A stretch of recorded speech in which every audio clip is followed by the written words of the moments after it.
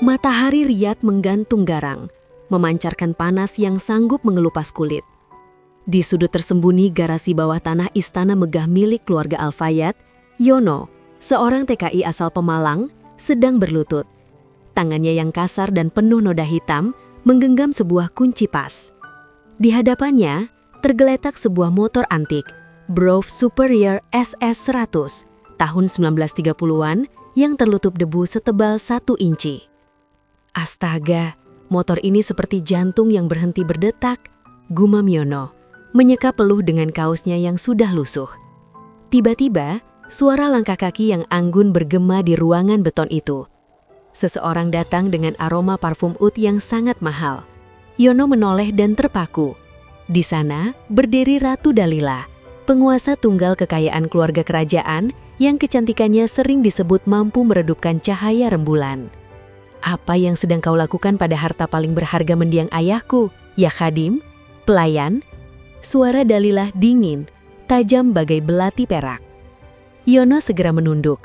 Maaf yang mulia, saya diperintahkan oleh kepala pengurus istana untuk membersihkan tempat ini. Tapi melihat motor ini, hati saya sakit. Ini mesin yang agung, namun dibiarkan mati kesepian. Ratu Dalila mendekat, matanya yang tajam tertuju pada besi berkarat itu. 10 mekanik terbaik dari Eropa telah didatangkan. Mereka semua menyerah. Mereka bilang mesin ini sudah menjadi bangkai. Siapa kau? Seorang buruh migran, berani-beraninya menyentuhnya. Nama saya Yono yang mulia. Di desa saya, kami tidak punya alat canggih, tapi kami punya rasa. Ayah saya juga seorang mekanik. Dia mengajari saya bahwa mesin punya ruh.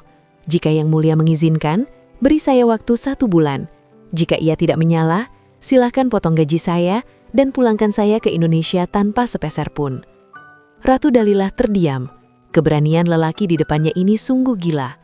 1 bulan? Kau sangat percaya diri, Yono? Baiklah, jika kau berhasil, aku akan memberimu apapun.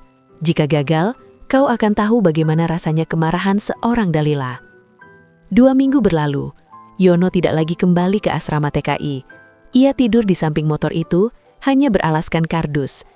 Ratu Dalila sering datang pada tengah malam, menyamar dengan abaya sederhana hanya untuk melihat progres kerja Yono. Suatu malam, ketegangan memuncak.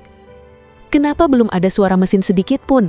Kau hanya membongkarnya dan membiarkan onderdilnya berceceran seperti sampah. Bentak Dalila saat melihat mesin motor itu terbelah 2. Yono yang sedang kelelahan karena tidak tidur 48 jam, berdiri dengan emosi yang meluap. Anda tidak mengerti yang mulia, bagian karburatornya sudah hancur. Saya harus menempa ulang logamnya secara manual. Anda hanya tahu memerintah, tapi Anda tidak tahu betapa motor ini merindukan sentuhan cinta, bukan sekedar perintah.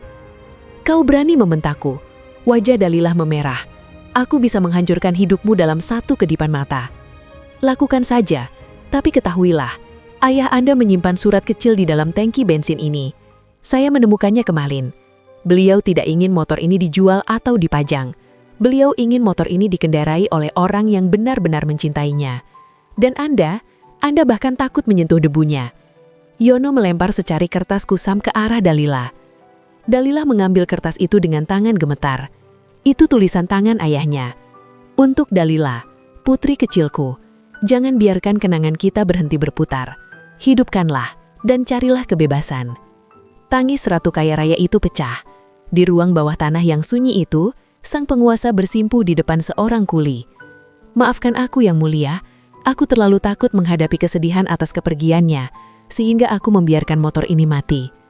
Yono perlahan mendekat, memberikan sapu tangan kumalnya yang sebenarnya tidak layak.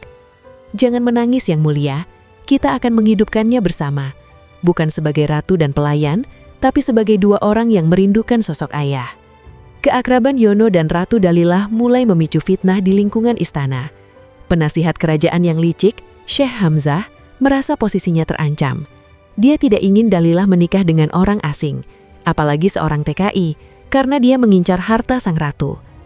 Malam sebelum tenggat waktu berakhir, Syekh Hamzah mengirim orang untuk menyabotase mesin motor tersebut. Saat Yono sedang mengambil air wudhu, seseorang masuk dan menuangkan pasir ke dalam tangki oli yang baru saja dibersihkan. Ketika Yono kembali dan mencoba menyalakan mesin, suara keras terdengar. Krak! Mesin itu macet total. Tangan Yono terhentam engkel yang mental, menyebabkan luka robek yang dalam dan darah segar membasahi lantai garasi. Ah! Yono mengerang, memegangi tangannya yang hancur. Dalilah lari masuk setelah mendengar suara itu. Yono, apa yang terjadi? Dia histeris melihat darah mengalir di antara sela-sela mesin. Ada yang merusaknya yang mulia, seseorang memasukkan pasir. Yono berbicara dengan napas tersengal-sengal, fasanya pucat pasi. Dalilah melihat pengawal yang melarikan diri di ujung lorong. Amarahnya meledak. Dia memerintahkan seluruh istana ditutup, namun fokus utamanya kembali pada Yono. Ia merobek kain abayanya yang mahal untuk membalut luka tangan Yono. Jangan pikirkan motor ini lagi, kita ke rumah sakit sekarang, perintah Dalilah. Tidak, Yono menahan tangan sang ratu. Tinggal 1 jam lagi menuju fajar. Jika saya berhenti sekarang, ayah Anda tidak akan pernah melihat motor ini berjalan lagi. Tolong, bantu saya membasuh mesin ini dengan bensin, cepat. Dengan tangan gemetar, sang ratu Arab yang biasanya dilayani, kini berlutut membantu Yono membersihkan setiap butir pasir. Mereka bekerja dalam hening, hanya suara napas dan detak jantung yang beradu. Fajar menyingsing. Syekh Hamzah datang dengan senyum penuh kemenangan, membawa surat deportasi untuk Yono. Waktunya sudah habis, Putri. Lelaki miskin ini telah gagal. Serahkan dia pada pihak keamanan, ucap Hamzah dengan nada sinis. Ratu Dalilah berdiri di samping Yono yang lemas dan berlumuran darah. Dia belum gagal. Yono mendekati motor Brov Superior yang kini tampak gagah. Dia menarik napas panjang, berdoa dalam hati, dan menghentakkan kakinya ke starter dengan sisa tenaga terakhir. Dum, dum, dum, bruam! Suara mesin itu menggelegar seperti singa yang bangun dari tidur panjang. Suaranya begitu murni, begitu bertenaga, hingga getarannya terasa sampai ke dada siapapun yang mendengar. Syekh Hamzah pucat pasi. Ratu Dalilah menutup mulutnya dengan tangan. Air mata bahagia mengalir deras. Yono berhasil. Ia tidak hanya memperbaiki mesin, ia membangkitkan sebuah legenda. Sekarang, suara Dalilah terdengar sangat berwibawa. Sesuai janjiku, Yono boleh meminta apa saja, dan aku memilih untuk memberikan yang paling berharga dalam hidupku. 6 bulan kemudian, Riyadh gempar. Sebuah pernikahan agung digelar, namun bukan dengan pangeran dari negeri tetangga. Di atas pelaminan yang bertahtakan emas dan permata, duduklah Yono, sang pemuda dari Pemalang yang kini bergelar kehormatan, berdampingan dengan Ratu Dalilah yang tampak sangat cantik dengan mahkota di lamannya. Yono mengenakan jas hitam elegan, tapi tangannya yang masih memiliki bekas luka permanen itu menggenggam erat tangan Dalilah. Di depan garbung istana, motor peninggalan almarhum raja berdiri megah, mengkilap dan siap untuk dikendarai. Kau tahu Yono, bisik Dalilah di tengah pesta yang megah itu. Banyak pria datang membawa mahar gunung emas, tapi hanya kau yang datang membawa kembali kenangan ayahku dengan tanganmu yang penuh luka. Yono senyum malu-malu, gaya khas pemuda desa. Saya hanya seorang tegai yang mulia, saya hanya tahu cara memperbaiki yang rusak. Maka perbaikilah hidupku selamanya sayangku, balas Dalilah lembut. Pesta itu berlangsung 7 hari 7 malam. Yono tidak lagi menjadi pelayan, ia telah menjadi rata di hati sang penguasa. Dan motor tua itu, ia tetap terparkir di sana, menjadi saksi bisu bahwa cinta tidak butuh paspor atau kasta. Ia hanya butuh ketulusan dan sedikit oli untuk terus berjalan.